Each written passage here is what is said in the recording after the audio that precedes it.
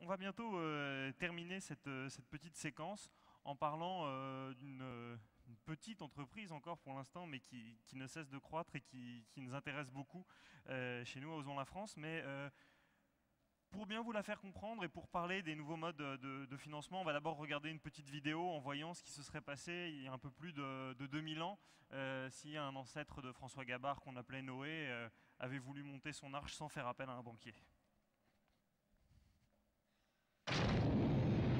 Noé, une mission pour toi. Salut à tous, je m'appelle Noé.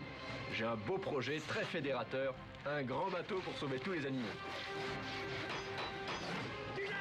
Je vous regarde! Et moi aussi, je vous regarde! Bon, là, je suis un peu en galère. Il me manque 5000 € pour finir l'arche. Les singes sont bien, les girafes sont là. Voilà, on a fini. Ah oui, mais il manque les cafards, ouais. Oh bah non, les cafards, on les gicle. Attends. Le truc, c'est que Dieu, il entend tout. Donc la moindre initiative personnelle, ça passe pas. Raison, on s'en fout des cafards. Après, il nous a pris la tête sur la couleur. C'est chic. Ouais, c'est ça. Sans compter les problèmes de logistique. Les crocos sont en train de se barrer, là, on fait quoi? Eh ben, gire le coup! Allez, allez, allez! Comment je fais? Je suis pas gardien de zoo, hein? Et quand il fait la gueule, il fait vraiment la gueule. Mais c'est pas vrai, il fait le déluge, mais... C'est là, je crois que la relation s'est un peu dégradée, quoi. On n'est pas le 31, là, pourquoi tu pleures? Pourquoi tu pleures? J'ai eu des mots malheureux. Et Noé, n'oublie pas les petits chats! Et Noé, n'oublie pas les cafards! Pourquoi pas les dinosaures? Pendant que tu y es! Chier! Le problème, c'est que, il répond plus, il boude. Il manque 5000 € pour finir l'arche, c'est pas beaucoup. Je compte sur vous, hein. Et lui aussi, il compte sur vous. Et puis, il y a des contreparties. Par exemple, si vous donnez 50 €, eh ben vous avez une photo dédicacée de moi. Et puis alors, si vous donnez 1000 €, l'arche est rebaptisée à votre nom. Robert, si tu m'entends, c'est le pied d'être dans la Bible. Moi, je paierais des millions pour être... Bon, j'y suis. Mais je paierais cher pour être dans la Bible. Réfléchis, Robert. Réfléchis bien.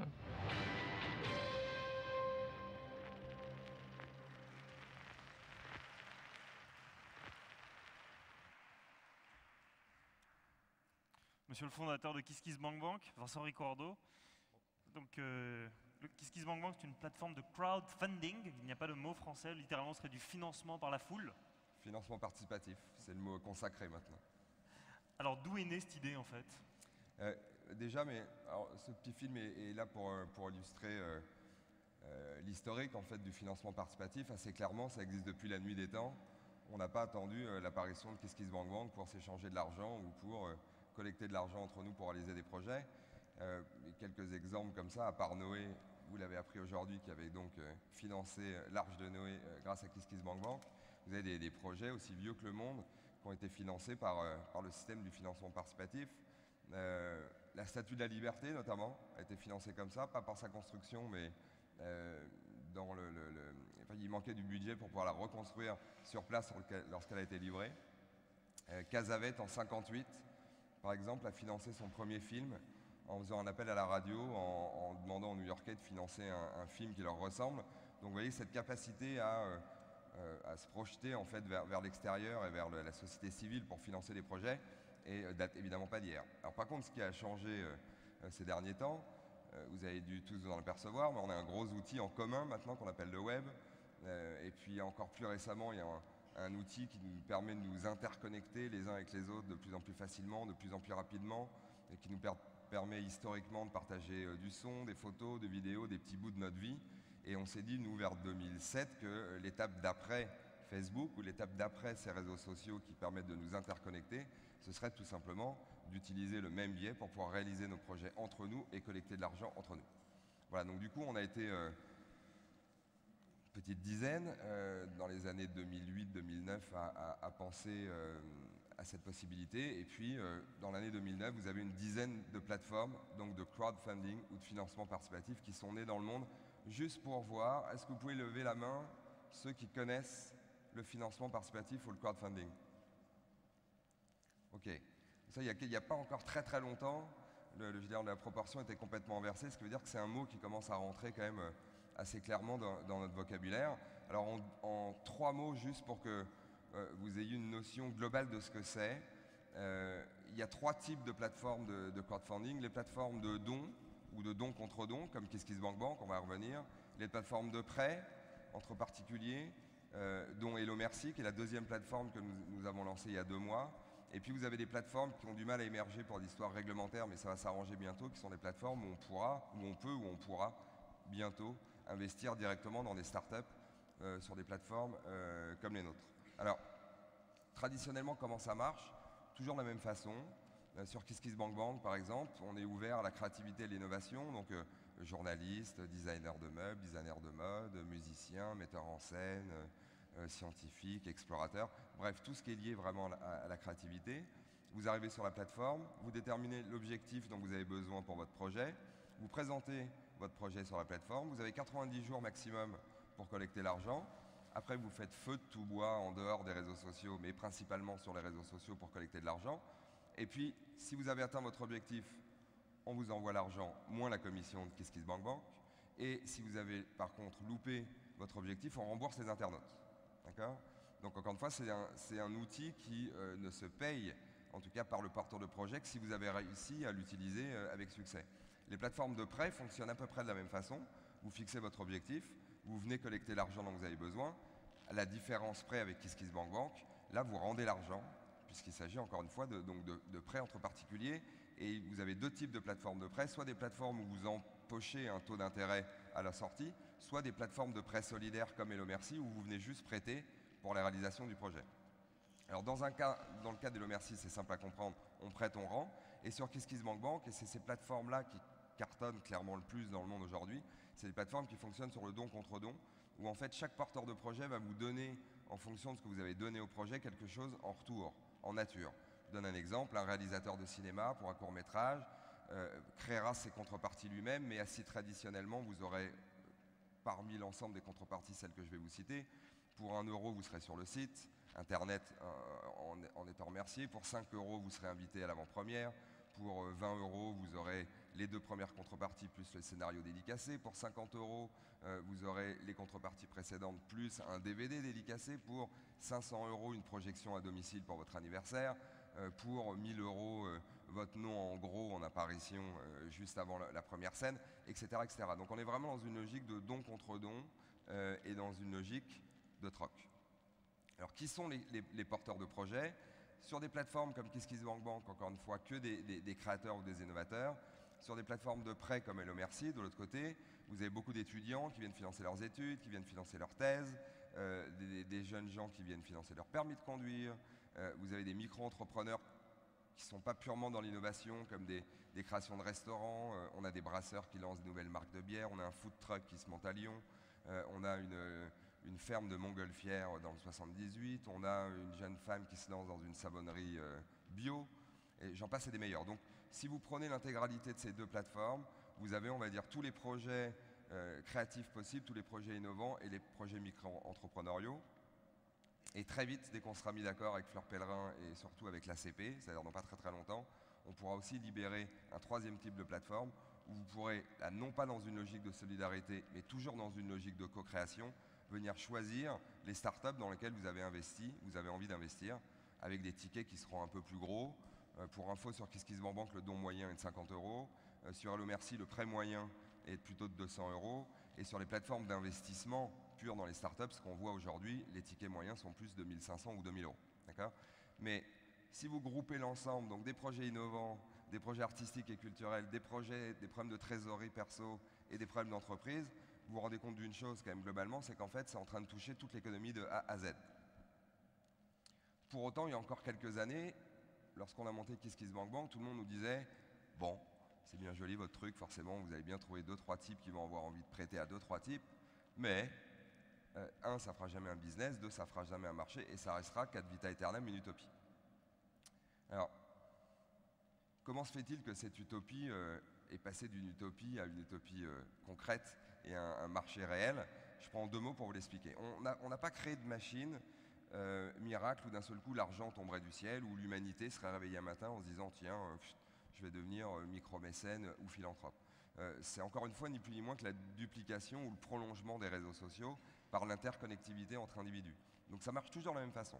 Quand vous avez un projet sur KissKiss ou sur Hello Merci, vous contactez d'abord les gens que vous connaissez, mécaniquement. Si vous n'arrivez pas à convaincre les gens que vous connaissez, vous n'arriverez jamais à convaincre qui que soit d'autre.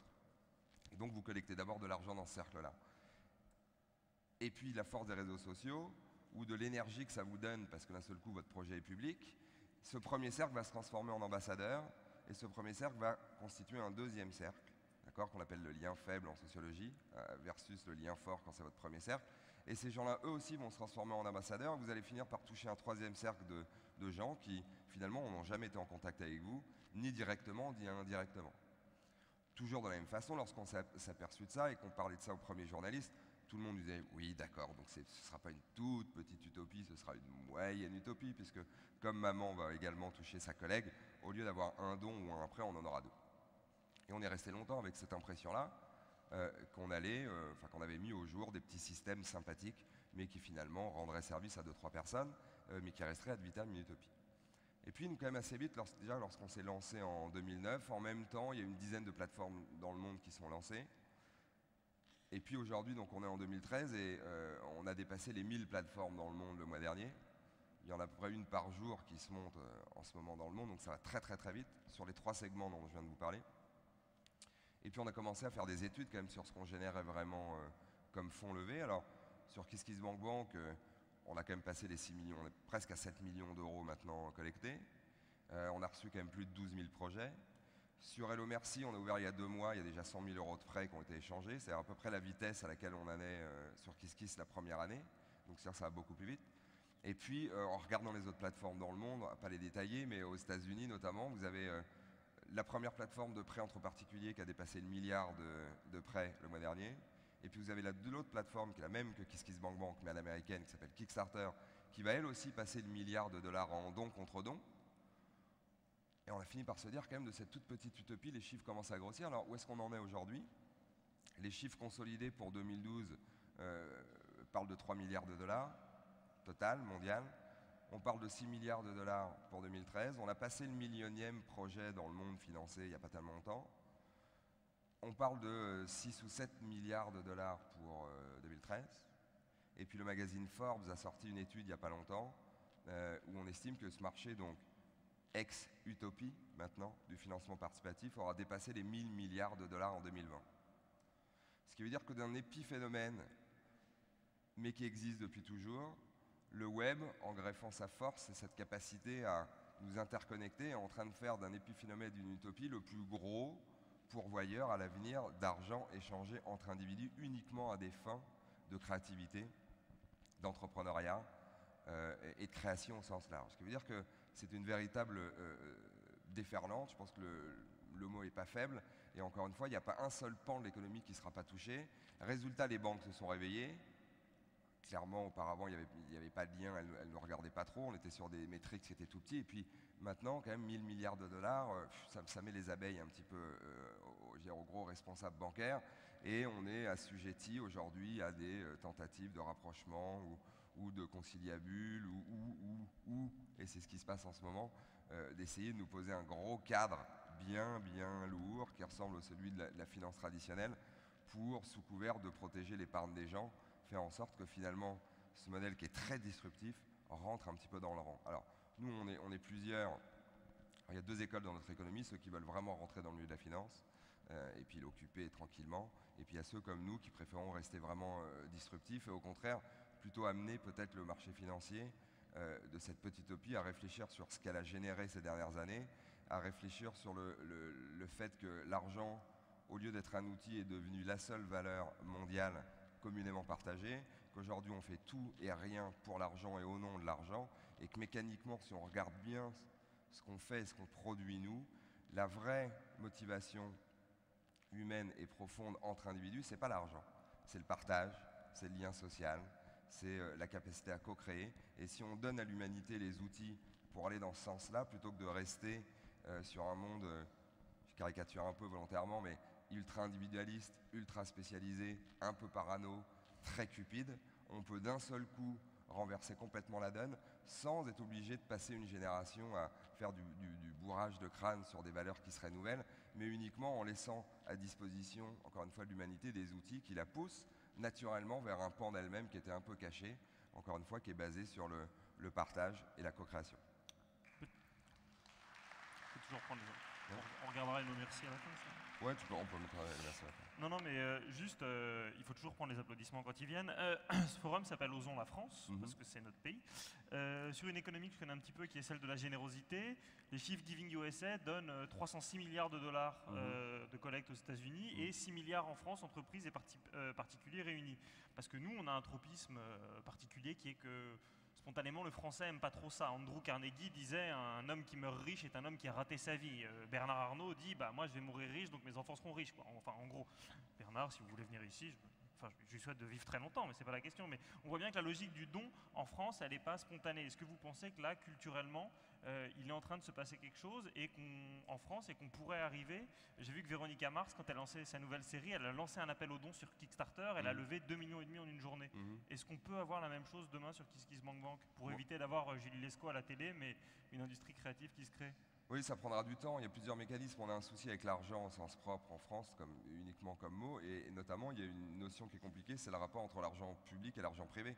C'est le fait que l'argent public existe en abondance, même si ça a tendance à descendre, qui fait que du coup tout le pays est saupoudré de subventions à droite et à gauche, et qui fait que donc mécaniquement l'appel à la collecte ou à la réception de fonds vers la société civile est pas naturel chez nous. Ce qui explique les démarrages fulgurants des plateformes américaines et des démarrages solides pour nous, mais sans commune mesure. Kickstarter a commencé en mars 2010, on a commencé en mars 2009, et nous en septembre 2009. Ils atteindront le milliard de dollars dans pas très longtemps, lorsque nous on aura atteint 10 millions d'euros. Donc ils sont mécaniquement 100 fois plus gros que nous, ce qui veut dire que les États-Unis sont 100 fois plus disposés que nous à faire marcher le système, mais pour le coup ça vient quand même assez clairement. Et je ne pense pas que ce soit une logique de rapport au don, c'est une logique de perception de la prise de risque, de la notion d'échec dont on parlait tout à l'heure, qui est vitale. C'est-à-dire chez nous l'échec est tellement stigmatisé que du coup ça empêche les gens naturellement de créer. Et la génération qui vient, là, change complètement ça. Nous, on se balade beaucoup dans les écoles pour discuter avec les étudiants. Et entre il y a 4 ans et maintenant, c'est-à-dire, on va dire, sur un cinquième de génération, je rencontre beaucoup plus de jeunes, aujourd'hui, d'étudiants qui veulent se lancer comme entrepreneurs dans ce qu'on appelle l'économie collaborative au sens large, que vous connaissez tous plus ou moins maintenant. C'est-à-dire ce qu'on fait nous.